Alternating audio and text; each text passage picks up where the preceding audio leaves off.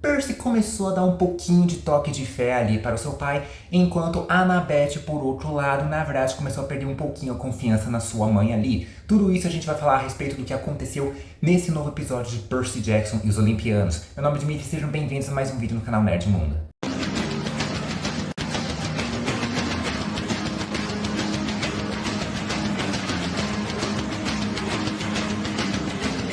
Olá, olá e olá, como vão vocês? Tudo bem? Seguinte, lembra que na análise do episódio anterior eu falei que torci um pouquinho o nariz, comecei a ficar um pouco preocupado do que podia acontecer ao longo da série? Bom, esse aqui eu posso assegurar por mim mesmo que eu comecei a ficar um pouco mais tranquilo, né? Que tudo bem, acontece, tem um episódio ou outro que a gente não curte tanto, comigo no caso foi o episódio anterior, mas aqui eu já voltei a ter um pouco mais de segurança em relação aos eventos da série ali também, né? Eu gostei bastante do que aconteceu, eu gostei bastante do que tá relacionado ao arco dos personagens ali, né, a construção deles ali, sobre algumas mudanças que tiveram em comparação ao livro, que são mudanças que até fazem sentido, boa parte delas também, né, que se encaixam com os eventos da série, embora um ou outro talvez até fique um pouco estranho, talvez, né, mas que às vezes coincide mais com a construção do arco da série em si, mas às vezes com a gente que é mais fã do livro fica um pouco mais ou menos, será que precisava ser tanto assim, né? Mas a gente vai discutir sobre isso ao longo desse vídeo aqui, mas não antes, é claro, de você se inscrever no canal e ativar o sininho para receber notificação de novos vídeos. Também deixa seu like, gostei, joinha, curtida, chame como vocês bem quiserem. Já fez tudo isso, então bora falar sobre esse novo episódio de Percy Jackson.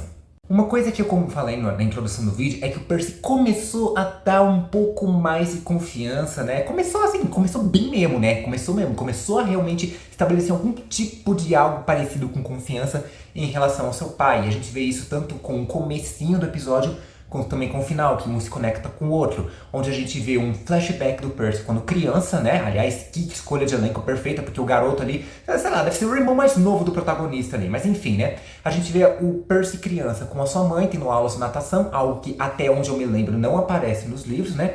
Porque a mãe dele estava incentivando a aprender a nadar, ou ter essa conexão com a água, afinal ela já sabia que o garoto era filho de Poseidon e que eventualmente ele precisaria desvendar, descobrir essas habilidades futuramente, né? E no final a gente vê que o Percy começa a criar um pouco mais de conexão com a água e é claro também com o seu pai também, né? A gente sabe que o Percy tem um certo ranço por conta dessa ideia do pai ausente ali, né? Vamos combinar, não tem, até que ele tem motivo também, né? Só que aí a gente vê meio que o Poseidon dando esse motivo pro Percy confiar nele, né? Porque a gente vê ele pulando do arco de St. Louis, né? Pulando não, ele caindo do arco de St. Louis. Só que nos livros ele pula do arco até o rio Mississippi. Só que na vida real a distância é muito grande entre os dois ali. Nenhuma pessoa, muito menos um semideus, conseguiria fazer tal salto ali, né? Então a gente vê o Poseidon salvando o Percy ali, fazendo com que o garoto criasse um pouquinho de confiança a ponto de descobrir novas habilidades que ele mesmo não sabia que tinha, como por exemplo, respirar embaixo d'água. Em contrapartida, a gente vê a Annabeth começar a meio que quebrar essa fé cega que ela tem na mãe, o que pra personagem deve ser uma coisa muito difícil, né?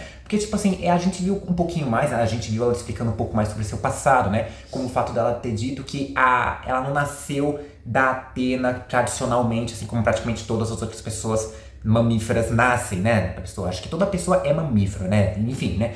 Porque, afinal de contas, a Atena é virgem, né? Ela é uma das deusas virgens ali, né? Então ela não engravida das pessoas. Então os filhos dela vêm a partir do pensamento que ela tem em relação a uma conexão emocional, intelectual que ela tem com o mortal ali. Enfim, é meio complicado de explicar isso, né?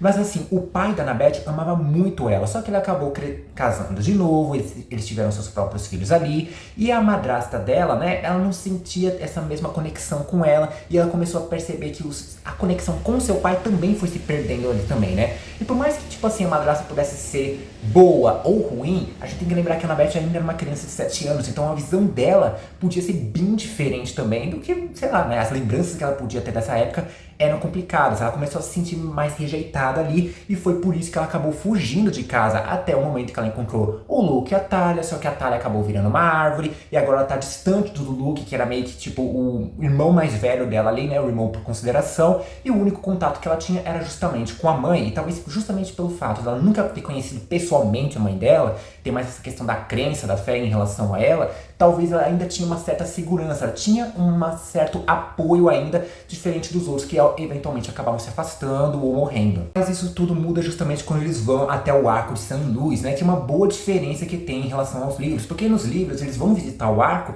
porque a Annabeth quer, né, eles estavam passando ali, eles estavam com tempo em relação à missão deles ali, né, tinham um tempo de sobra, então eles decidiram parar justamente para a Annabeth conhecer o arco de São Luís, que é tipo, sei lá, um dos maiores monumentos de arquitetura da história dos Estados Unidos, talvez ali também, né, e ela é muito apaixonada por isso, né, porque os filhos de Atena, a maioria deles, são arquitetos, eles têm facilidade com isso, eles têm um dom voltado para isso, e um dia até a própria Annabeth gostaria de se tornar arquiteta também, né? Inclusive, uma coisa que foi dita nesse episódio, que é semelhante ao livro, é que o arquiteto responsável pelo esse arco também era um semideus filho de Atena, né? Só que aqui é um pouco diferente, né? Porque aqui eles não vão apenas porque a Annabeth tem paixão por esse lugar. Também ela tem, né? A gente pode ver isso na fala dela ali, né? Porém, eles estavam indo por uma questão de necessidade, porque, de acordo com o que a Annabeth falou, aquilo seria praticamente um templo em homenagem à própria Atena, né? E eles precisavam ir ali porque seria um local seguro, já que eles estavam fugindo de ninguém mais, ninguém menos que Ecdna, a mãe dos monstros da mitologia grega, e um dos seus filhos mais queridos ali, que é ninguém mais, ninguém menos que a própria Quimera. Mas eu já vou falar sobre um pouco desses dois aí. Só que o que acontece? Em tese, a Atena tinha que permitir que tais monstros entrassem naquele templo ali, né? E meio que foi isso que aconteceu. A Ecdna e a Quimera entraram ali, né? Meio porque a Atena, de certa forma, deu essa permissão para eles ali, né? E de acordo com o que a Annabeth falou, né? Numa conversa telepática que ela teve ali com a Ecdna, é porque a prepotência dela de ter enviado a cabeça da Medusa para os deuses foi o que irritou a Atena e fez com que desse essa permissão, né? O que, assim, por um lado, eu acho que em questão de arco do personagem faz sentido, né? Para ela quebrar um pouco essa fé aí na própria mãe, né? Apesar de também pode ter sido uma manipulação da própria Ecdna ali, né? Ou talvez até em questão de história, tipo, sei lá, a Atena pode não ter ficado brava com a Annabeth em si, mas talvez com o Percy, então deu essa permissão para os monstros caçarem o Percy, né? Só que também não faria muito sentido se a gente comparar com os livros, porque mesmo sendo distante, a Atena tem muito carinho por seus filhos, principalmente a Annabeth, né? Então, tipo, seria estranho ver ela deixando algo acontecer ali, né? Mesmo que isso prejudicasse ou corresse risco de vida pra Annabeth. Se fosse apenas o Percy até faria sentido, mas como a Annabeth estava próxima da ele, aí fica um pouquinho meio confuso, mas enfim, né? Foi uma alteração que de certa forma acertou, de outra forma a gente fica meio que coçando ali, supondo se podia se acontecer ou não, mas até a certo ponto ajuda muito na construção da personagem. E é legal também que a gente começa a ver um pouco mais, começa não, né? A gente continua vendo um pouco mais dessa expansão da mitologia grega ali, né? Em relação com os tempos contemporâneos ali, né? Como, por exemplo, o fato da gente ver ali o Percy, né? O Grover e a Annabeth veem alguns centauros correndo ao lado do trem ali, né? E o Grover comenta que existiam muitos outros centauros, porém os humanos foram extinguindo eles aos poucos, né? Independente se foi por conta de realmente saberem que eram centauros ou por conta de consequências da destruição da natureza. E isso faz referência aos eventos do livro, porque o Grover conta a respeito do deus Pan, né? Que também tem uma questão não só do livro, mas da própria mitologia. Quando um certo dia, algumas versões falam de um sátiro, algumas outras versões falam de um lenhador ali, que ouviu na natureza, ouviu na floresta, alguém sussurrando, dizendo que Pan estava morto, né? Então, a partir daí, dentro da mitologia do Riordanverse, né, muitos sátiros começaram a se pôr, né, ali, né, ao serviço de saírem, né, os sátiros buscadores, para poderem encontrar o deus Pan e realmente saber se ele estava perdido ou não, né? E de acordo com o que o Grover e a Annabeth explicaram ali, né, com o desaparecimento de Pan, isso faz com que as pessoas, os seres humanos, começassem a destruir mais a natureza, né? Porém, existe uma outra interpretação que, se eu não me engano, acho que vai ser mostrado nos livros seguintes, né, que mostra que não é porque a natureza começou a ser destruída mais pelos humanos, porque o Pan desapareceu. É porque o Pan desapareceu porque as pessoas começaram a destruir mais a natureza, né? Então é um tipo de coisa que talvez seja um pouco mais explorada nas próximas temporadas, se elas forem adaptadas. E também tem um pouco de ranço do helicóptero que fica passando em cima da casa. É sempre assim, né? Fazer o quê, né? Então a gente descobre também que o Percy tem uma certa preocupação em outro verso da profecia, do oráculo, né? Que dizia que ele ia fracassar em algo que queria muito, né? Ele achava que podia ser algo referente à própria missão em si, né? Mas a Annabeth mostrou que, tipo, podia ser qualquer coisa que ele tivesse interesse ao longo da missão também, né? Tipo, não dá pra você ficar pensando, tentar descobrir o que o oráculo tava tentando falar, né? Você só vai perceber muitas vezes na hora que realmente acontecer, né? E se você ficar pensando nisso, fica mais confuso ainda, né? Então, realmente é um tipo de coisa que, tipo, não é só no universo de Percy Jackson ou de outras sagas ali do Rick Riordan, né? Mas até na própria mitologia grega e outras mitologias que mostram esse tipo de profecia, mostram essa questão de ser algo ambíguo, algo com duplo sentido às vezes, né? Que você fica pensando que podia acontecer e aí acontece algo que você nem esperava ali e é justamente isso que estava profetizado ali de certa forma. Um detalhe bem interessante que eu não sei quantas pessoas pegaram, né, mas vale muito a pena ser comentado, né, que é quando o policial questiona os três ali sobre a destruição da cabine, né, porque assim, tudo bem, são três jovens viajando desacompanhados ali, pré-adolescentes para adolescentes, vai saber o tipo de bagunça que aquele policial pensou que eles podiam ter feito, né, só que quando a Annabeth questiona o cara, ele reprime ela por conta do seu tom de voz, sendo que é praticamente o mesmo tom de voz que o Grover e o Percy usaram, né, e aí fica esse questionamento, se o guarda